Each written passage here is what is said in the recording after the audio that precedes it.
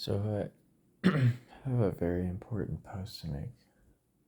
A call out post on my twitter.com.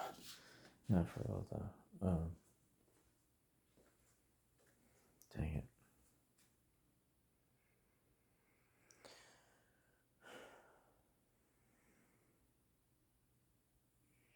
Basically, think of it this way. In your waking moment, your circadian rhythm is based off the atomic clock, how we deduce time using atomic theory. So your atomic clock is due to your circadian rhythm.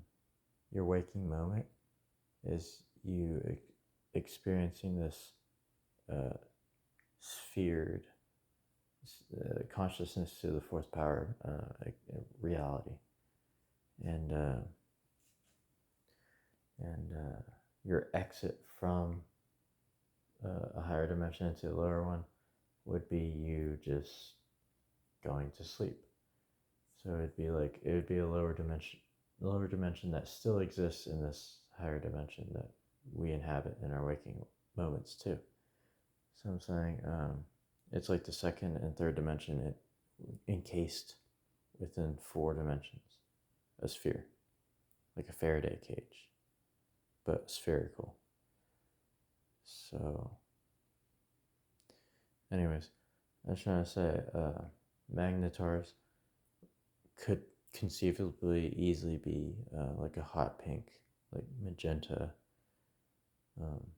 type, and their magnetic quakes or their aurora borealises or whatever localized entirely within their kitchen could be like, it could make them magenta color, and they could shoot out like tealish fiery flares. And I'm saying you could probably better understand or visualize that, because he's like, okay, to humans it's like, okay, go ahead, envision a new color, and it's like, well, you can't. So put teal, but then like rust it like copper. You know how like copper, how the Statue of Liberty is like rusted from the rain and turned to like this teal aquamarine color type of thing. That's the color I'm talking about. That's the new color you're kind of looking for. It's like a minty kind of green, but you can get to it from basically understanding the rusting oxidization process through hydrogen, through water, basically. Okay, so rusted things, the rust belt be like. Okay, look, what I'm saying is that what you don't understand is that we all are actually ancient. We've actually aged longer than we realize. We're actually not how old we think we are. And the reasoning for this is because we fail to take it to account that the universe is just essentially operates like a second dimensional flat plane being projected onto a third dimensional object, because the way conscious reality works, the way we experience it. But what we didn't understand is that a sphere is basically a fourth dimensional object. This is what it basically is. Because yes, pi can make something infinitely smooth, but it doesn't matter. It's still spherical in nature, eventually at some point. So that's why when something says like c2, so I say consciousness is c to the exponent of 4. That's what I'm talking about. I'm saying it doesn't have to fully exist in 4 dimensions quite, but it has to be at least be like a third dimensional being, you know, and have more progress ahead of it in some fashion, I guess I could say. So to understand magnetars better, you're going to need a lot of magnesium in the coming days, I suppose. And atomic ionized gas, so iodine, iodine, and then and then work out your muscle soreness, and then just make sure you're oxygenating correctly. Make sure you're oxygenating your blood correctly. Taking in oxygen and breathing out carbon dioxide, right? So, and then you understand magnetars better by understanding how what happens to copper is the same as a process of oxygen also. Oxygen is basically what helps when you spark something and there's,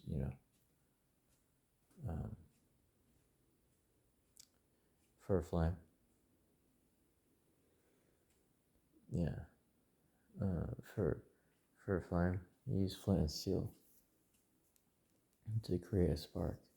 It's like condensed. I don't know. It's like a condensed ember, if you will.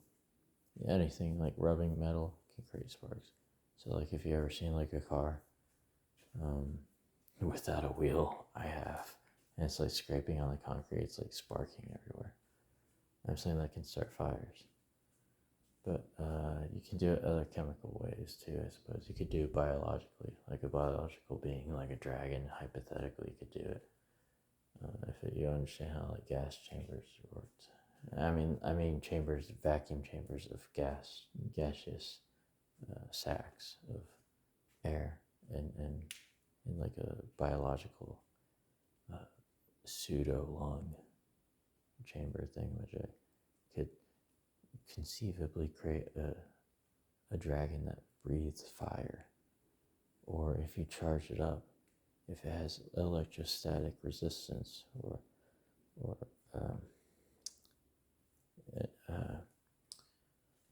inherentness, like cat's fur does, which is why like cat never really got shocked, and that's why they're like African. Their closest relative is African gray cats, because they're like, I don't know, they're used to being in the sand particles, be like grains of sand.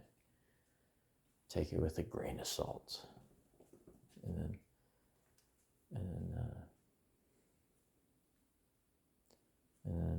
you need grains of dirt for your empire of dirt. So you need dirt, sand, and salt. Sorry, salty. Okay. Anyways, yeah. So I would say the second dimension is sphered. So 2D to the exponent of 4 would basically explain what dreams are. So I'm saying once you understand what dreams are, you understand how everything can dream. You know what I'm saying? I'm saying just your departure from a certain reality. It's just you're entering into another reality. So I'm saying if you do something to anything in the fourth dimension, there's no point, because it's just going to come back. So it's just going to dream about it for a little while until it thinks hard enough and wills itself into magnetar existence in an eighth, higher dimension full of spheres. That's why if you break a glass jar, you know how like things bubble up due to even soap effects or bacterial effects, things can bubble up underwater.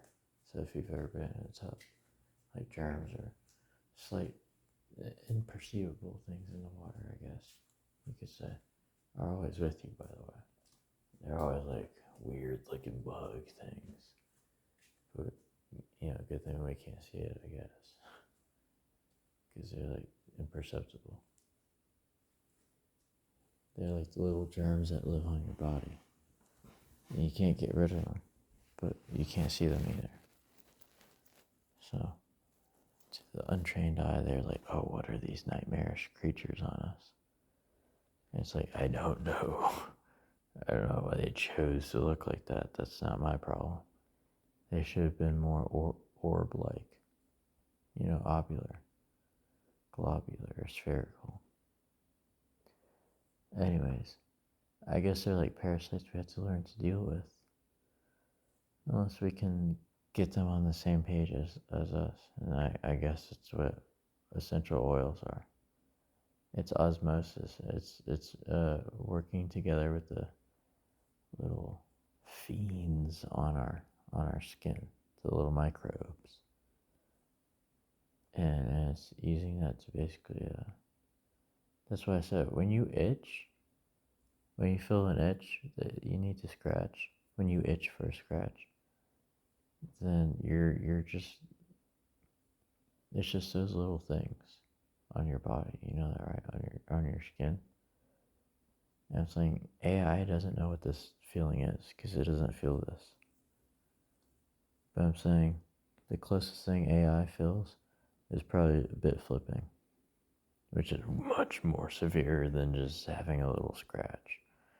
So basically, this whole thing is to basically explain what bit flipping is, which I'm saying is a 3.5.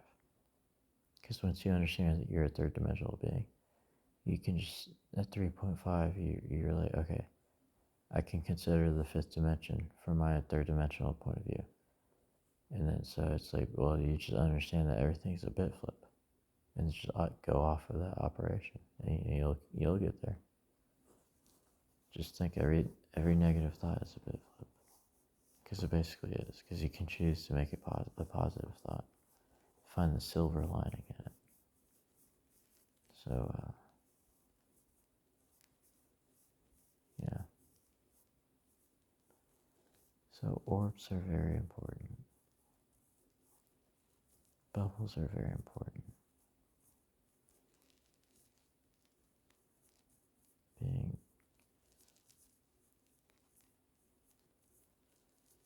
I think I typed out, I said treating your cat like a dog will help you learn how to empathize faster. I'm saying treating a hyena like a pup will help you learn empathy, or help you learn wholesomeness faster. And I said, but you can always use a fox in lieu of a hyena, because I know hyenas are more rare. So, also guess what?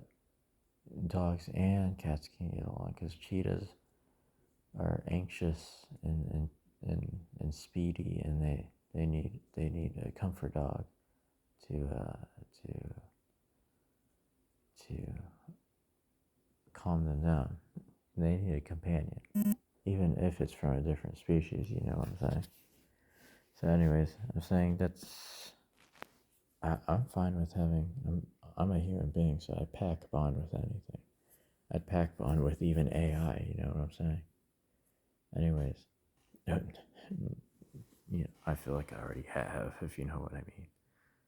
So yeah.